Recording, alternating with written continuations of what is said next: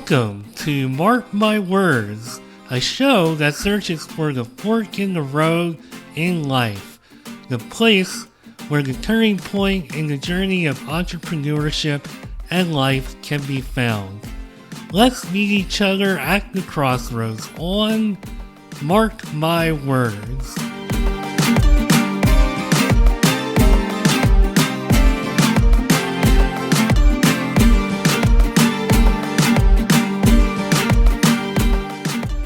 So today on Mark My Words, I have two guests that I feel absolutely privileged to have on this show. They have quite the story and then some. And usually on this show, I have an entrepreneur. We talk about their path and we go through all of that and their ups and downs. And this episode is going to be a lot like that, but it's definitely got a little bit of a different twist, which I love, and hopefully I bring that every episode because one of my goals is to just have different paths and ups and downs for everybody to listen to and be inspired by.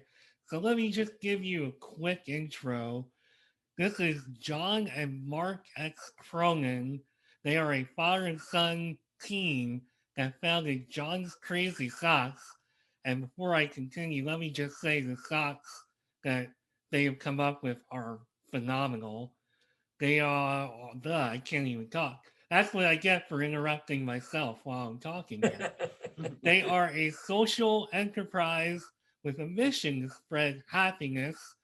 John is an entrepreneur, a philanthropist, a speaker, an athlete, a dancer, and he just happens to have Down syndrome. And you may have seen these guys in one of their many television appearances. They have a TED Talk. They've been named EY Entrepreneurs of the Year. They've testified before Congress and spoke at the United Nations. John was even sock buddies with President George H.W. Bush. And yeah, I could just go on and say a billion more things about these guys, but it's John and Marc Cronin. Welcome to Mark My Words. How you doing? Thank you so much, Moxie. I really appreciate being here. Thank you for having us on. And boy, you did pile on nice things there. Huh? Thank you. Yeah, and yeah. I probably could have taken up an hour just introducing you guys. You have quite the resume there. So Yes. We've been very fortunate. But one of the things, and this will come out in the conversation with us, we know your audience is filled with entrepreneurs, and that's our tribe, right? But one of the things is we don't have anything special. At the end of the day, we're a couple of knuckleheads selling socks. Absolutely. But all we want to do is exchange the world. Right. And we want to share that if we can do this, others can do it too. Absolutely. And I think that's where the three of us kind of have like a common bond, because I know for me, I've had my fair share of challenges and obstacles and ups and downs, people either telling me straight on or being a bit more subtle, telling me that I can't do this, I can't do that. And I've been through a lot of that. So you guys are a real inspiration to me. And I can't wait to get a little more into your story. And I already know a good deal because of all the research and the TED Talk, the brilliant TED Talk that I watched before the show. And I really just want to, before we get into all of the awesome things that have come out of John coming to you with his idea, let's talk a little bit about Marc and your path, because you have done everything from like be a teacher to entrepreneur. And I'm curious to know going way back to when you were just starting out in the world, what exactly were you thinking? Were you kind of setting out to be a teacher? Did you have like an entrepreneurial spirit in you as you were going through your professional career? How did you kind of wind up where you were? Well, you make it all sound much more rational and planned than it was. Um, I didn't know. I look back and I can identify now that even going into childhood, I had entrepreneurial desires. I didn't have the language for it. I wasn't calling it that. Um, but I got out of college. And I'm the old one in the pair here. I got out of college in 1980. It was in the teeth of a recession, and I had no idea what I was doing. Had no plans. I didn't even know how to look for a job. You would have thought I would have lined up a job before leaving college. I didn't even go for a job interview when I was in college. I wound up teaching purely by accident. I was it was really crazy circumstances. I had spent the summer on Cape Cod, working different jobs. At the end of the summer, said, I gotta get out of here. And I got on my bicycle and rode from Cape Cod down to Washington, D.C. to see a friend. Got back on my bicycle and rode back up to Brooklyn, New York. So that's it. I'm running around on a bicycle. And I'm leaving. I'm going to go back to Massachusetts and look for a job. In the middle of the night, I get a phone call from my then girlfriend, now my wife, saying, oh, a relative of yours died. I wound up going to the wake, and at the wake, I was offered a job teaching school. So the next day, I was teaching in Far Rockaway, New York. I taught school for 2 years. I then started a graduate program in literature. Loved that, but then I didn't want to teach the rest of my life. At that point, I didn't want to do anything for the rest of my life. I left there and wound up working for a congressman. Was going to go to law school when I got a pitch in the mail from the Kennedy School of Government up at Harvard and said, oh, that's what I want to do. So I wound up there, left there, and I worked in the healthcare for a long time. I started working in the Medicaid program in New York City, wound up running the Medicaid health program, left there and ran a series of healthcare management and consulting firms. But along the way, I also started wrote a novel, published a bunch of short stories. I started a software development company. I ran political campaigns. I was always willing to tear things down and go try to do something interesting that would have impact. And then bringing that up to where this started, or where our paths crossed, in addition to the fact that John's my youngest son, back in 2016, I was running a family business with my wife. And for reasons not related to me, we had to shut that business down overnight. So there I am in the fall of 2016, no job, no income. Because I'm an entrepreneur, I'm basically unemployable. And I was starting some online businesses. So that's where I was.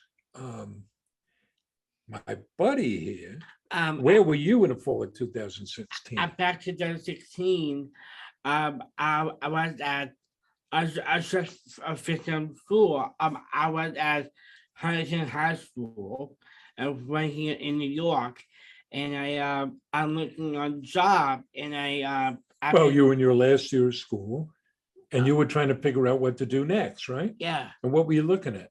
I looked at a job, program at school. Just look something I don't like. He didn't see anything he liked. So now John's trying to figure out what he's going to do. And that's where we both were. John here, he's a natural entrepreneur. You didn't see a job you wanted. What were you going to do? I want to create one. I want to make one. I don't see something, I'll just go make it, right? Yes. And what'd you tell me? I want to go visit with my dad. A nice father-son visit together. He comes, says, Dad, I'll go into business with you. And at first I thought, John needed my help. I now realize, no, he was helping me. He was saying, Dad, I believe in you and I want to come on board. We'll do this together. But you, Mark, you know, and your audience knows, entrepreneurs have ideas all the time. Some of them are good ideas. So what was one of your ideas?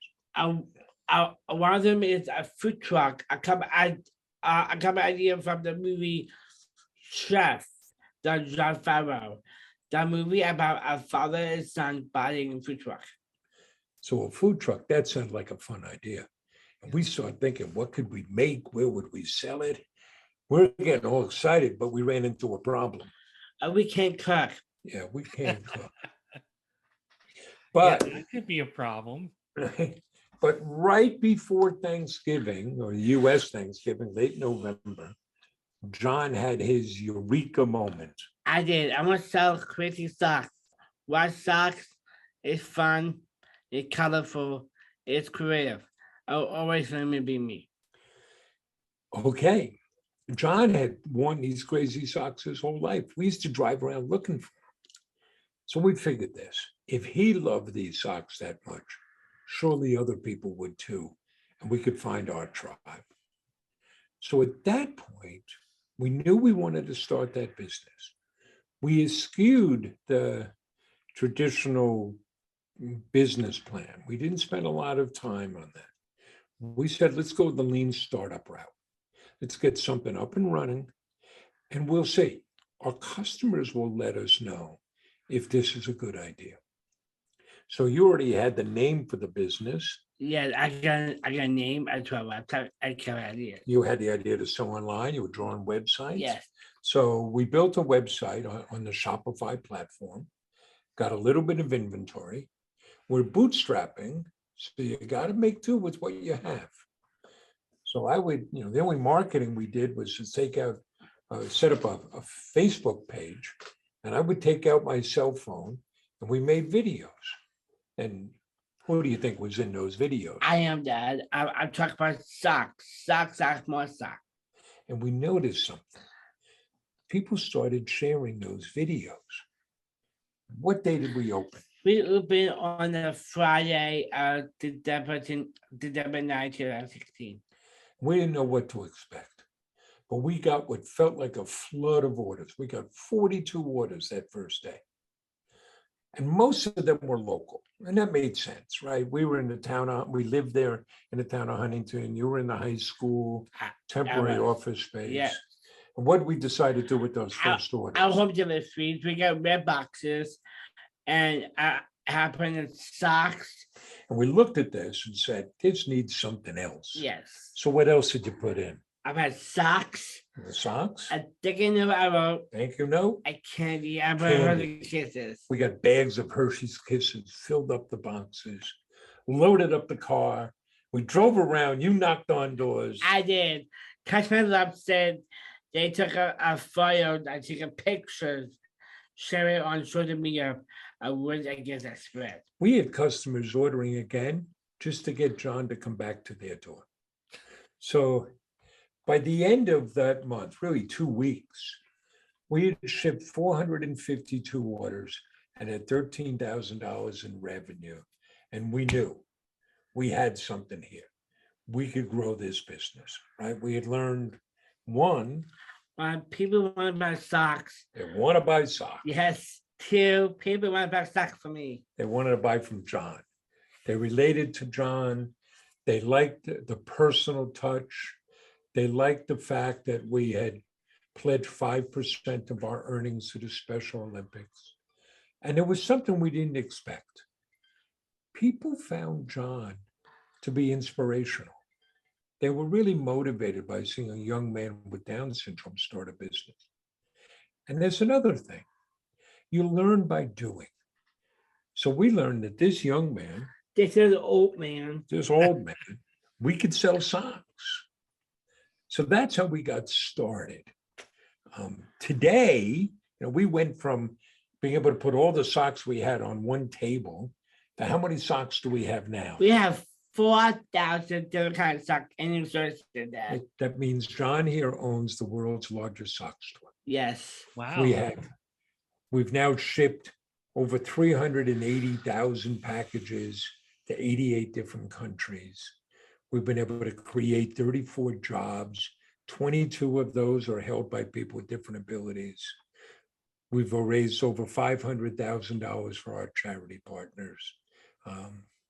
So we've been very fortunate in being able to grow the business.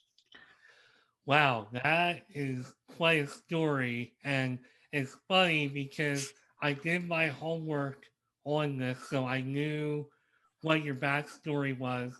I just watched the TED Talk before we started this episode, and now I hearing it again, it doesn't get old, and just hearing your story. And really, I feel like just as a complete outside observer, it almost seems like this whole business that you guys have built, you broke it down and really kind of like are seeing things that a lot of people may be overlooking. Like you're seeing just everything right in front of you and just going for it and doing it.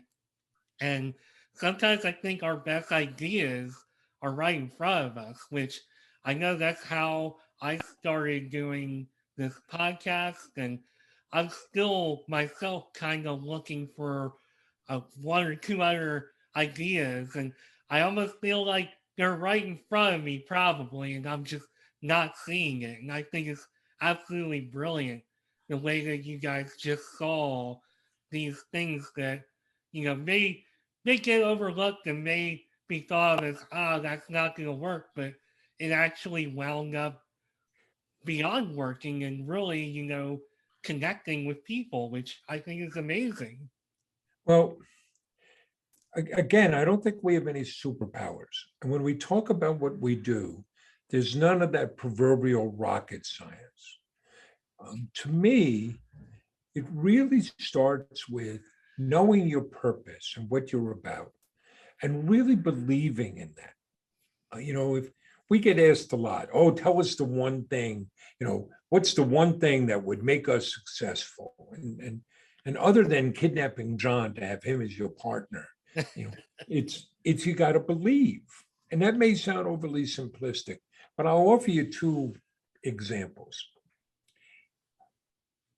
The New York Football Giants in 1983 hired a new head coach named Bill Parcells, who promptly went 3-12-1, and they were going to fire him. They had already offered the job to somebody else, but that job candidate wound up turning the job down, so they were stuck with Parcells. And what Bill Parcells learned from that was, listen, I tried doing it the way other people wanted me to do it, and they were going to fire me anyway. So to hell with it. I'm going to do it my way. Well, here's the outcome of the story if you're not a football fan. Bill Parcells went on to win 2 Super Bowls with the Giants and is in the Hall of Fame because he decided, I'm going to believe in myself and I'm going to believe in my vision and purpose. And I'll give you another example, one that you're not going to normally connect with Bill Parcells. There's this singer named Bob Dylan. So Bob Dylan comes to New York.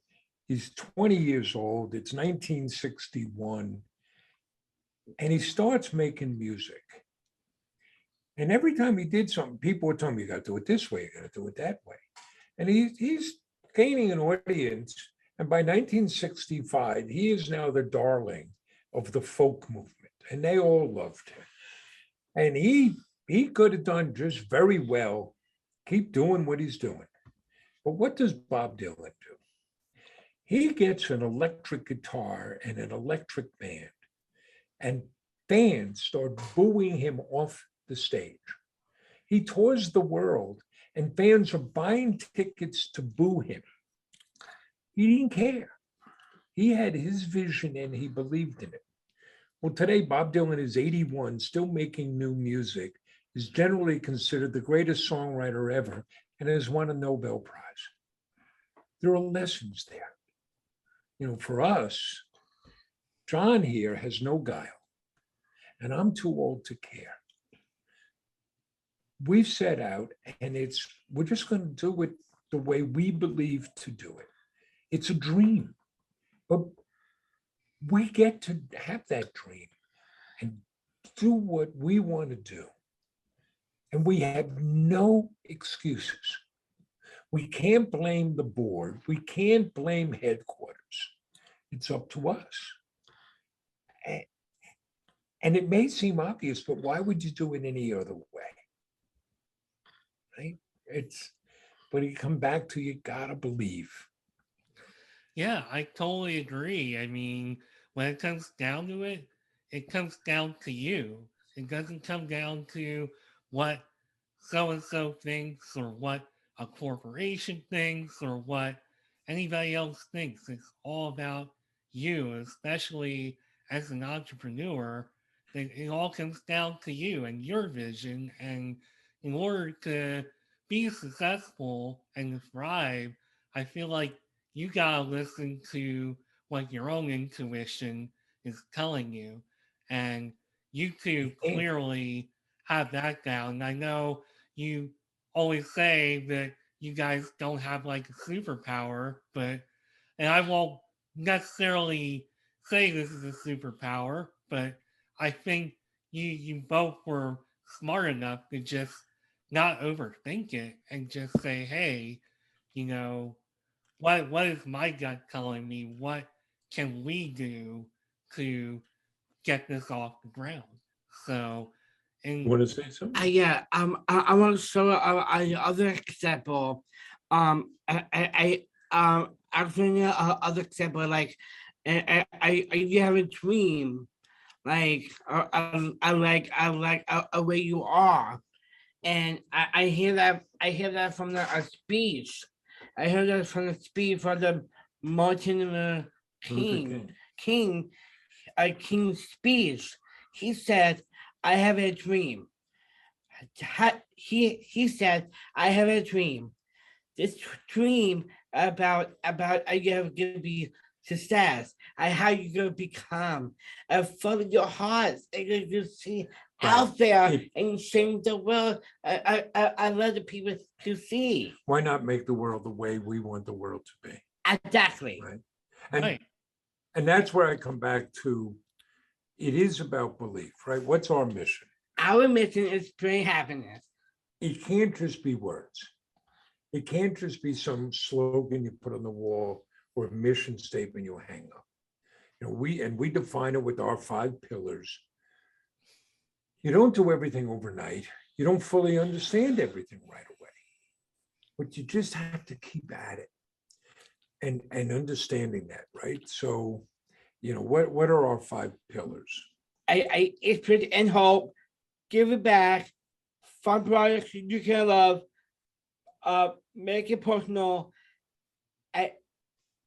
and make it a great place to work. So I'll give you an example. I'll take that last pillar, make it a great place to work.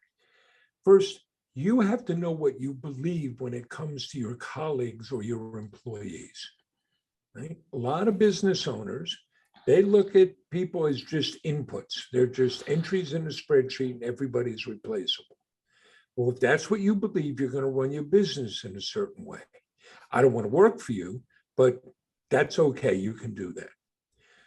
We believe that our business only succeeds because of the people we have, that they are our most valuable asset. Now, a lot of people will say something like that, but they don't really believe it. And what you believe becomes manifest in everything you do. So you may say that, but then every time something goes wrong, you're looking to blame somebody. And every time there's something bad, you want to cut staff. Well, okay. But if you really believe, so in our case, We want it to be a great place to work. And we have to figure out, what does that mean? And how do you do that? And we break that down, right? So it's one, make sure you offer people a mission worthy of their commitment. That people need to believe in something, need to work on something larger than themselves. And it can't just be, we're going to make money. And don't get me wrong, Mark, we want to make money. We like to live indoors. Two, everybody has to know why their job matters. There is no make work, there's no cog in the machinery. Everybody's job matters, and they need to understand that and how it connects to the mission. And if you think about it as a business owner, if somebody's job doesn't matter, why are you employing them? Why are you paying them money? And then three, put people in a position to succeed. Don't ask people to do what they can't do. You're only going to be disappointed. They're not going to be happy. If somebody needs supports, Nazira joins us, a graphic artist. What type of computer do you need? If Nick, our webmaster, needs some software, let's get him the software. We don't have endless resources, but put people in a position to succeed.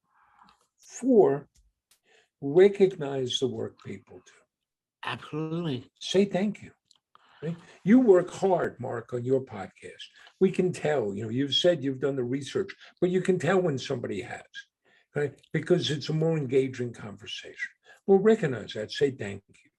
Go around to your colleagues and say, hey, I saw you doing that. And then five, stay the hell out of the way. Let people do their jobs, give them autonomy, right? But you can see just in talking about that, we really believe we're committed to this. So you keep thinking of ways, how do you make that happen? How do you make that show? And we keep going out and making it happen. We do a better job today than we did a year ago. But it starts with understanding, what's the purpose? How does it go together? What do you believe? The making it personal, right? Our fourth pillar. Well, that started on day one with the thank you notes and the candy and the home delivery.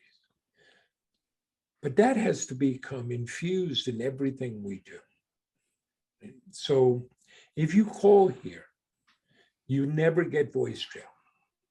A person is going to answer the phone. If a customer calls here, there's no script. We don't listen in on the phone calls.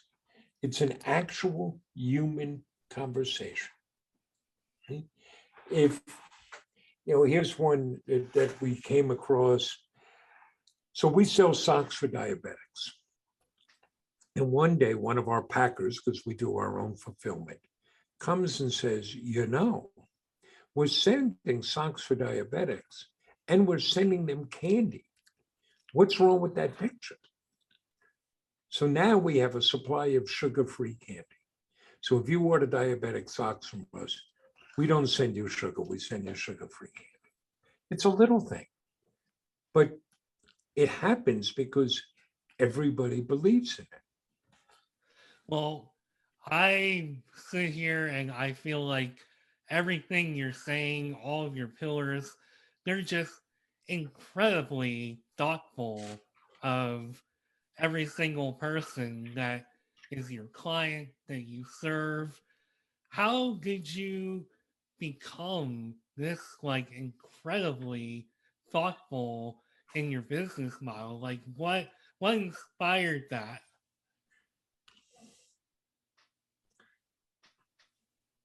Listen, I'm 64 years old. You're old. I'm old, right? I have spent my entire life preparing for this moment. So you keep learning as you go. I've been able to learn from other people that I've worked with, and you're always taking ideas from them. You learn from people you read. I'm a big fan of Simon Sinek, of Seth Godin, of James Collins, Built to Last, and Good to Great. I learned some from people I went to school with, or we participated in a business accelerator program called Mass Challenge. Um, but here, I'll give you an example. Um, Newsday, which is the big Long Island paper, had written an article about a Long Island ice cream tour. And it took place this past Saturday, and there's another one next Sunday. Well, we weren't around for that, but yesterday decided we would create our own ice cream tour. So we went to 5 different ice cream places in the afternoon. We were going to go to 7, but believe me, 5 was a lot of ice cream, even having just small cups at places, right? And we're having fun. We're going out, we're going to these different ice cream places. But every place we're at, we're noticing, how do they treat customers?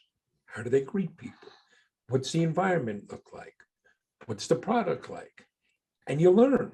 Here's one. There was a great place. It was a really nice place. They had great ice cream. We sat down to eat, and they had these really flimsy plastic spoons. And it was hard to eat the ice cream with the flimsy plastic spoons. It was a little attention to detail. But all it would take is, hey, we're going to sit and eat ice cream, and we want our customers to have a great experience. It's just, it didn't take anything special. It's just pay attention. There was another place. They had great ice cream. They had a great reputation. They had lines in front of the place. But it was kind of a crappy environment. And the people were gruff that were working there. With very little money, they could have made this place look really nice and made it a really great experience. And they had lines there yesterday, and it's been around a long time. But if they keep doing that, it's not going to be. So I share this because it's not, there's a line that came out of Ted Lasso. Be curious, not judgmental. Every time I go into a business, I'm trying to see, what can we learn? What can we see here? Not to say, not to pat ourselves on the back, but, I mentioned Bob Dylan earlier, right? I'm a big Bob Dylan fan, and I like this guy Shakespeare. Well, both Bob Dylan and William Shakespeare stole all the time. They were always looking and taking from others. Now, what they did is they made it their own. And I think that's what we have to do as entrepreneurs. We have to always be looking and learning. How do they do the magic? What are they doing? And how can this work for me? Or what do I not want to do? I don't want flimsy spoons. Does that make sense to you? No, who would? Here's another example. When I was young, like right as I graduated high school, one of the first things I did was I hitchhiked from New York out to Colorado. Me and 3 other buddies, we hitchhiked out there separately, met up together. I can remember standing in traffic under the George Washington Bridge in Manhattan and unfurling my sign that said Denver, and people were just laughing. Right? Well, I hitchhiked cross country 3 times and down to New Orleans and around Europe. And it was always a big adventure to me. But here's what would happen. A car or a truck would pull over. I'd go running, you hop in. And now you got to size up that driver. You got to figure out how we're going to get along. And in fact, you're the entertainment. And that ride could last 10 minutes or 10 hours. Well, you do that a few hundred times, and you're going to learn a lot of things. Now, when I was doing it, I wasn't setting off saying, I'm going on a great learning experience. No, I was a kid on an adventure. But you're going to learn at every step of the way if you're just paying attention. I couldn't have said it better myself. Yeah, your whole ice cream excursion is a great example of how you need to approach your own business and how you got not even so much like from an internal point of view, but externally, what are you getting back? What adjustments do you need to make? What do you need to do different or better? How do you better serve? And I think you guys really have it more more than down. And I feel like just paying attention, your Ted Lasso quote is really says a lot. Be curious, not judgmental. I mean, a lot of that can just be applied to life. I know for me that I like to kind of dig in before I really kind of like say, okay, I don't want to do this or I don't like that. It's gotten me into a little bit of trouble because when you talk about jobs, I know me, at least leading up to my professional career, I had so many jobs. Like I could probably do a whole episode on how many things I tried and wanted to do. But I was curious. I and funny thing about that is I ultimately wound up doing what I was passionate about growing up. But I was very curious and did not want to leave anything unturned. And through that, I found a lot of peace because at least for me, there's no regret or anything like that. And I think between your pillars and just that whole, you know what, we're going to go do this and we're going to learn something and we're going to see what's right in front of us. I mean, I think that is a perspective that I feel I strive for, but I miss a lot. And I think that is really goes a long way in really showing why you guys have so much success.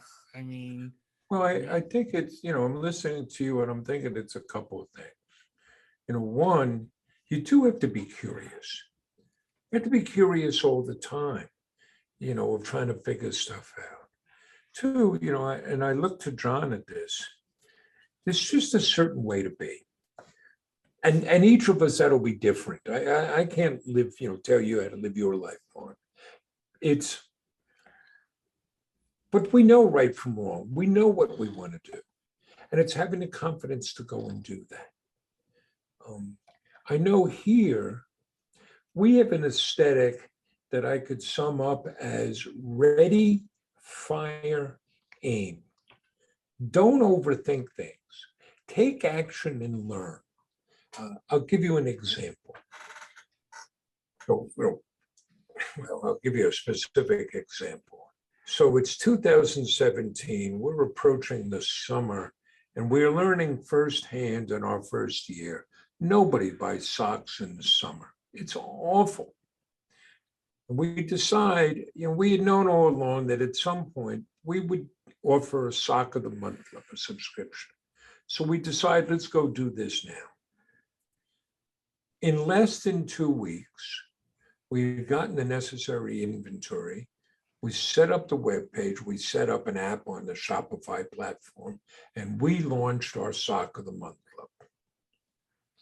3 or 4 months later, one of our suppliers, who's also a competitor because they sell directly to the public, to consumers, they launched the Sock of the Month Club. So I'm talking to them and saying, well, tell me about it. And they told me they were working on that for 2 years. I said, what the hell were you doing for 2 years? Well, the committees had a meeting. We had to do this. We had to get this just right. We had to think about this. And I'm like, yeah, well, good for you. But by that point, ours was on its third iteration. We had real customers. We had real revenue. And we had already learned lessons from doing. I'm not suggesting you do things willy-nilly. But at some point, you have to realize adding more data doesn't lead to a better decision, doesn't lead to a better outcome. You get enough information. If you don't have it, ask yourself, what else do I need to know? And then go. If you're wrong, okay, now you've learned something. Now we benefited from that. And we go forward again. It kind of makes me think of watching sports nowadays and how there's all these analytics thrown at you, but what is your gut telling you to do? What's your intuition telling you to do? And I think again, I can give you some real life experiences here. We are, part of it, we are overwhelmed with data. And we crunch all these numbers, but we're not stopping to ask, what are we doing? So today, if I'm done on this and I want some census data, I can go online and I can download all the census data I want. Well, I'll go back to when I was in grad school in the mid 80s, and I'm doing some census research. At that time, the only people who had access to census data, you could buy the books, right? Were big corporate government, big corporations, big universities. So I'm at one of those big universities and they have access to the census data. But what did we have to do? We had to reserve time on a mainframe. We had to hire a programmer. And we would ask the questions and he would write up the program so we could bang those questions against the census database. And then we'd get our answer back. And if you looked at it and said, oh, we should have asked this. You can. You got to wait 2 more weeks. You got to pay the guy again. And so it made us very thoughtful about the questions we were asking. I think what happens a lot today is we have all this data, but we don't know what the question is. If you go on Facebook, if you have a business page on Facebook, you can get reams and reams of data. But what does it mean?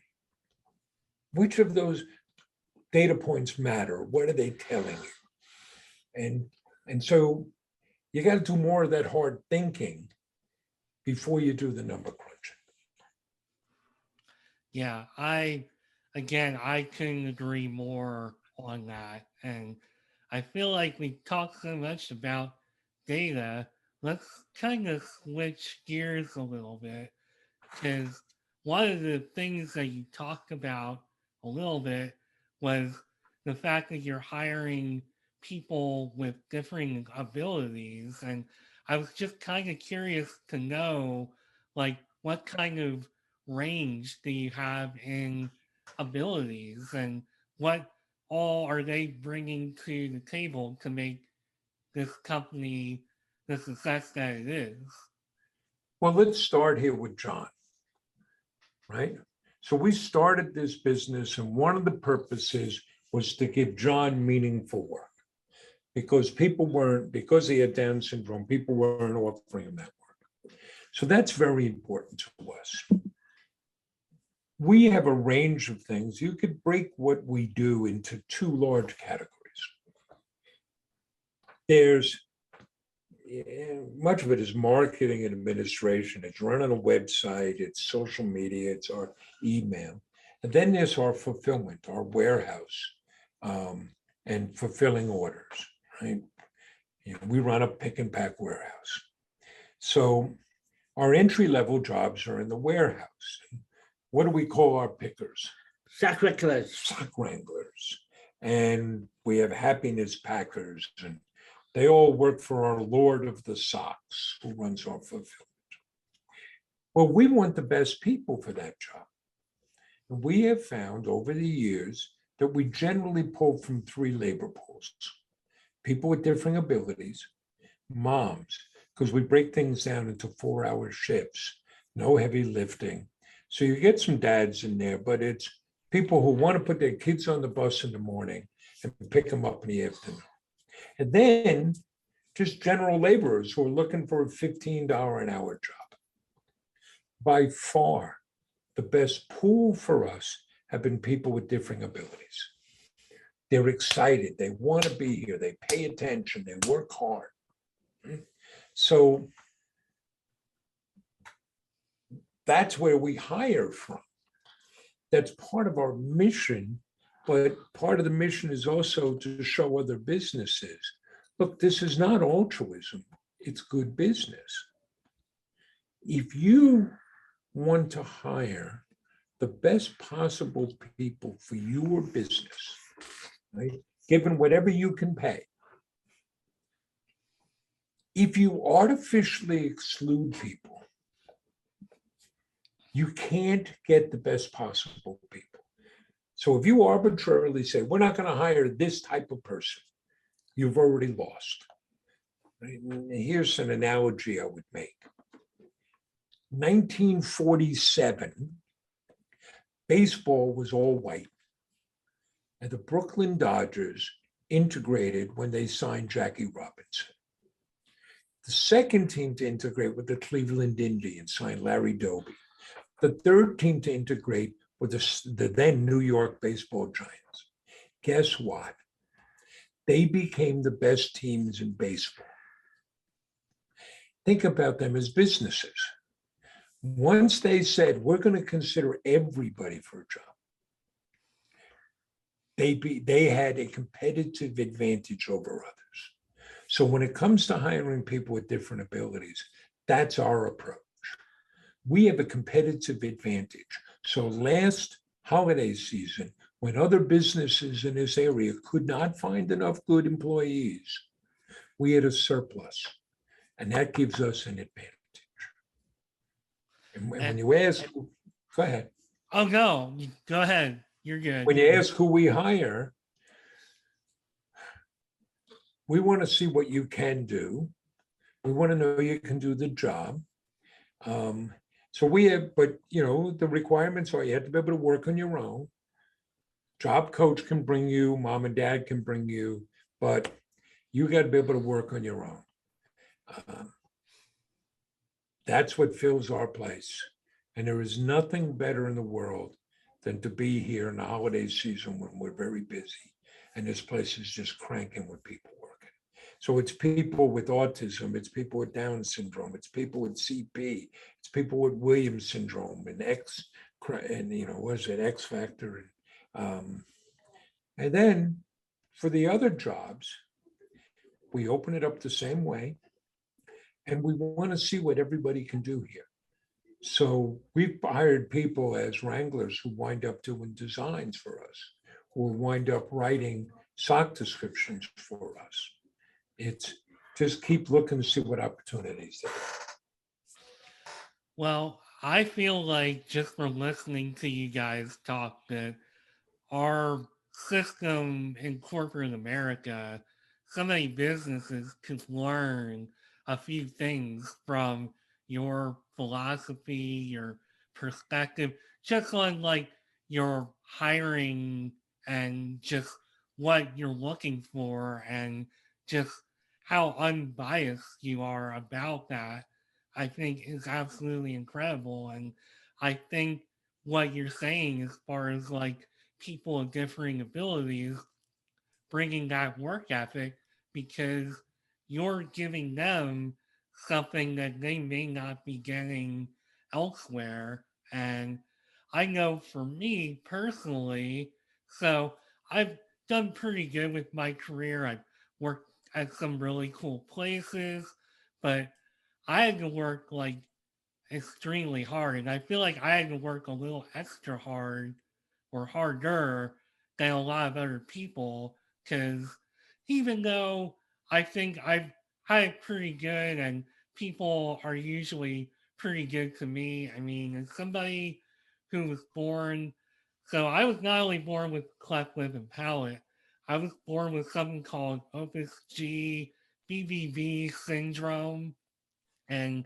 it's extremely rare. It's like a genetic syndrome, and I mean, I personally feel that it might be subtle or whatever, but I do know that through my own experiences that I had been judged over the years just on, you know, the fact that I might look a little different than somebody or, you know, I know depending on the day, my speech is better some days than others. And I guess it depends on how tired I am. But um, I have felt that for the most part, I've gotten pretty good, like interactions and memories and all that. But I can always tell when somebody treats me differently, and sometimes it can be a hiring manager, it can be a boss, sometimes it can be a colleague. And I'll tell you that when somebody has treated me just like, you know, you would treat anybody else who's a human being, I mean, it's gone a long way for me as far as like my work ethic, how I feel about company, how I feel about my colleagues. It goes a long way. And I know that I have a little bit of a different experience than you guys, but just from going through everything I've been through, like, man, I would love to have bosses like Mark and John. Like, you guys Yeah. have it absolutely right. The way that you treat people, your perspective, your desire to keep growing and evolving and observing. Like, it's just absolutely unbelievable. And I wish more people thought like that. Well, again, we're not saints. Um, we try, but part of this comes back to what we were talking about earlier, what you believe. You can tell, right? Somebody can make a claim, but you can tell what they really believe. You can tell by the way they treat you. You know, an old line, you don't see this many more in offices anymore, but you used to be able to go in an office. And if you watched how people treated the receptionist, that told me volumes about what type of place that was. You know, how somebody treats the janitor, that tells you how they treat people, right? You know, they can make claims, they can put out fancy brochures, but what you really believe always comes out. Yeah, I couldn't believe or couldn't agree more. I almost said I couldn't believe more, but I guess I can always believe more too. But so let me ask you, we've talked about all this stuff. You guys got all these like really cool things going on. I know for all the fun that you have, it's a lot of hard work too. But there is a lot of fun in this. What is the most fun thing that you guys do? What do you like to do? What's the most fun stuff? Dancing. Dancing. Somehow I knew he was going to say that on everything I know. Right. And John, in fact, hosts an online dance party every Tuesday I afternoon at do. 3 o'clock. Yes. What do you like doing at work? I I like the videos. I like how about picking orders. I like how about gift wrapping. I like big engagements, home deliveries, podcasts, design socks. Um, Does He he likes like it all, everything? huh? yeah, You like eating lunch? yeah, yes, you know. So he likes the whole business. Perfect. So It's and John's a hard worker. I'll tell you, share a story about Yeah, no, John. no, no. Oh, it's a good story. You don't even know what story I'm going to tell. It's we had attended a fundraiser for the Special Olympics to help them raise money. They're one of our charity partners, and John's a Special Olympic athlete. And this one happened to be a a young professional mixer in Manhattan, a lot of Wall Street types at a very hot club. And we didn't get home till 3 a.m. So I tell John, I said, John, you haven't had a day off in ages. Just sleep in tomorrow, rest, have a good day. Yeah, okay. So I get up and I come to the office. About 10 o'clock, who comes walking in? But John. So what are you doing? He said, I had things to do. I took an Uber to the office. I'm busy. You know, no day off. Nobody made him do it. You just came in and worked. Yes, What else are you gonna do, right? Uh, that is the mark of somebody who truly has not only a great work ethic, but just super passionate about what they're doing. And that's amazing. Not many people out there have that much passion for what they're doing and have that much happiness and joy in what they're doing. And I mean, I love doing this podcast, and you guys like this interview brings me a lot of joy and has been incredibly inspiring, like all of the episodes are. But I don't have that kind of passion. I don't go to bed at 3 and get up at 7 and start working on the podcast. And Well, that's not a way to live, but fair enough. if you're going to be an entrepreneur, there are going to be bad times, there are going to be tough times, there are going to be times you're going to have to put a lot of work in. But also you get such joys and payoff. We're so fortunate to get to do what we do. Very fortunate, and I think you guys have come up with a really amazing business model. And I mean, you guys have the passion and the drive, and it really shows in everything you do. And yeah, I was inspired before I did this episode, and I can definitely say I'm doubly, if not triply, if that's even a word, inspired by your incredible story.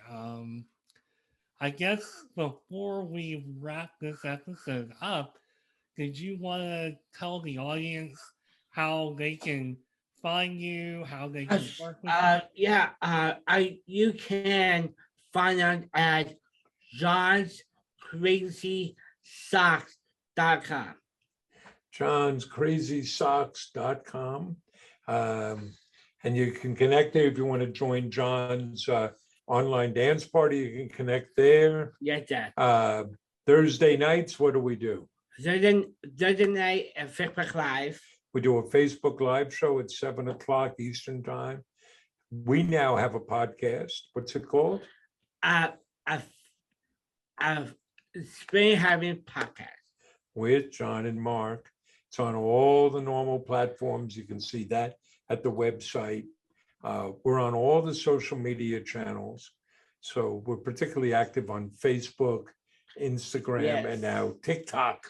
TikTok. You love the TikTok. I do. I can see that. You can find us on LinkedIn. You mentioned the TEDx talks we've been able to do. Fortunate to do 2 TEDx talks.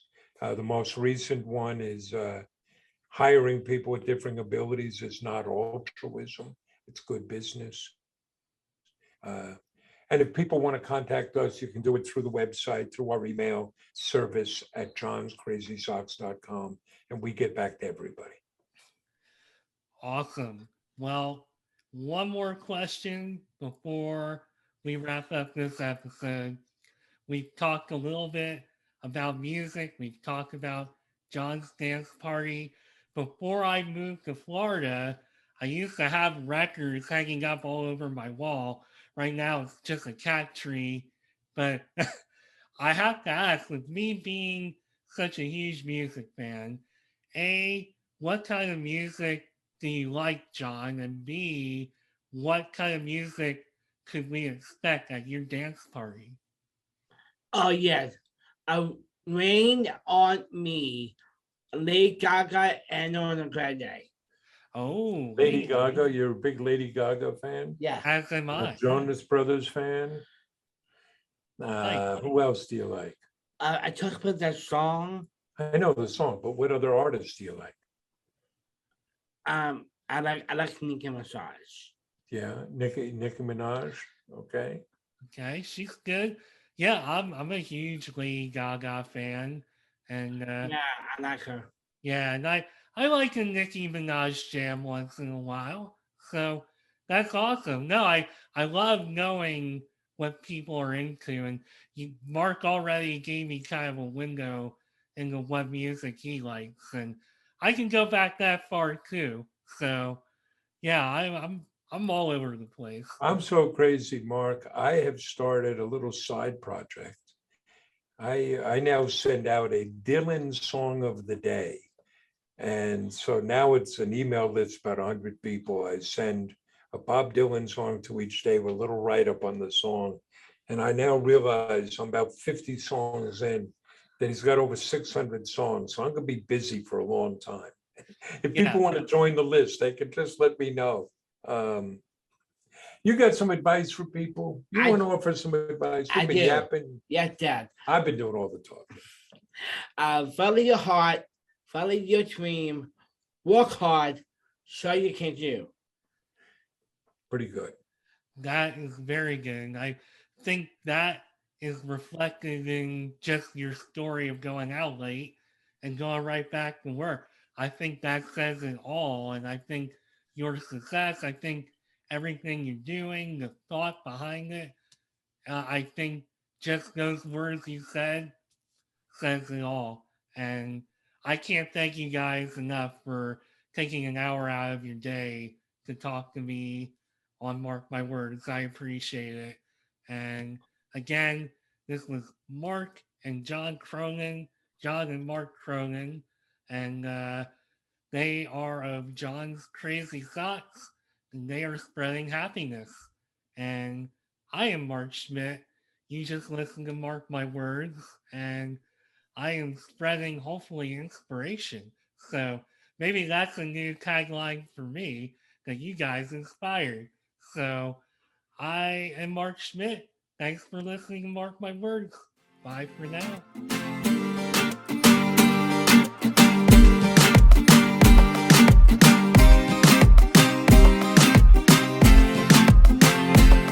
Thank you for taking time out of your busy day to go on a journey with me into entrepreneurship and life on Mark My Words. If you would like to learn more about me and the show, you can find me on LinkedIn at Mark Schmidt or connect with me on Instagram at Nimrod79. Video episodes of Mark My Words, as well as other content, can also be found on the Mark My Words YouTube page. Entrepreneurship can be quite the roller coaster ride. It can be a bit isolating and intimidating, but it doesn't have to be that way. Let's meet here next time at the Crossroads on another episode of Mark My Words.